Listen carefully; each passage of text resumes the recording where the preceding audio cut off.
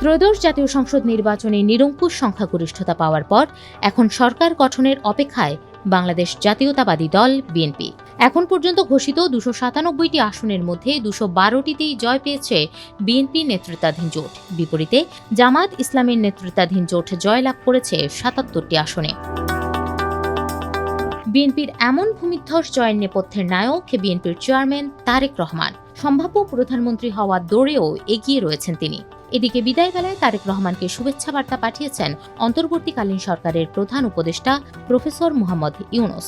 বিপরীতে নির্বাচনে হারলেও গণতন্ত্রের উত্তরণের এই যাত্রায় অংশ নেওয়ায় জামায়াতে ইসলামের আমির ডক্টর শফিকুর রহমান ও এনসিপির আহ্বায়ক নাহিদ ইসলামকে অভিনন্দন জানিয়ে বার্তা পাঠিয়েছেন প্রধান উপদেষ্টা। নির্বাচনে জয়লাভ করা পাঠানো বার্তায় তারেক রহমানকে নিজের প্রত্যাশার কথা তুলে ধরেন প্রধান উপদেষ্টা।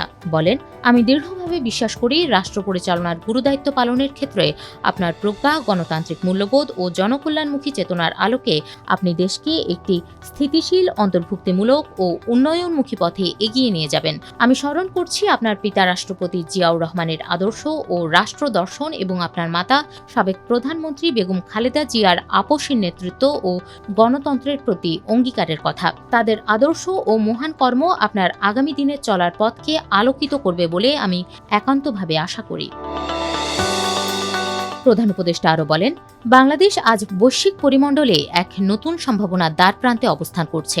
অর্থনৈতিক রূপান্তর, প্রযুক্তিগত অগ্রগতি, জলবায়ু সহনশীলতা, মানব সম্পদ উন্নয়ন এবং আঞ্চলিক ও আন্তর্জাতিক কূটনীতিতে সক্রিয় অংশগ্রহণ, এসব ক্ষেত্রে সুসমন্বিত মেধা, মননশীলতা ও প্রজ্ঞার প্রয়োগ অপরিহার্য।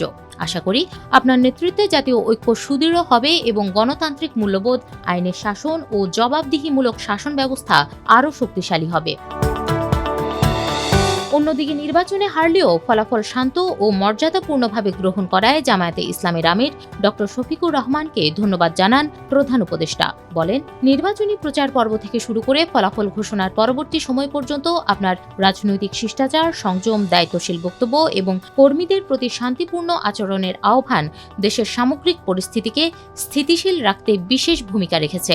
অন্তর্বর্তীকালীন সরকার দায়িত্ব পালনকালে আপনার দল যে গঠনমূলক সমর্থন, পরামর্শ ও সহযোগিতা প্রদান করেছে তার জন্য বিশেষভাবে ধন্যবাদ জ্ঞাপন করছি। এদিকে নির্বাচনে অংশ নেওয়ায় এনসিপি ও দলটির আহ্বায়ক নাহিদ ইসলামকে অভিনন্দন জানান প্রধান উপদেষ্টা। বলেন, আপনার দলের এই অল্প সময়ের সাফল্য প্রমাণ করে বাংলাদেশের জনগণ, বিশেষত তরুণ সমাজ, নীতিনিষ্ঠ ও আদর্শভিত্তিক রাজনীতির প্রতি আস্থা রাখতে প্রস্তুত। এই আস্থা রক্ষা করা এখন আপনাদের বড় দায়িত্ব।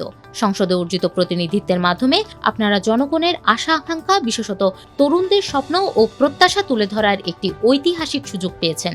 আমি প্রত্যাশা করি আপনার নেতৃত্বে জাতীয় নাগরিক পার্টি গঠনমূলক, যুক্তিনিষ্ঠ ও দায়িত্বশীল রাজনৈতিক চর্চার মাধ্যমে গণতন্ত্রকে আরও শক্তিশালী ও প্রাতিষ্ঠানিক রূপ দেবে।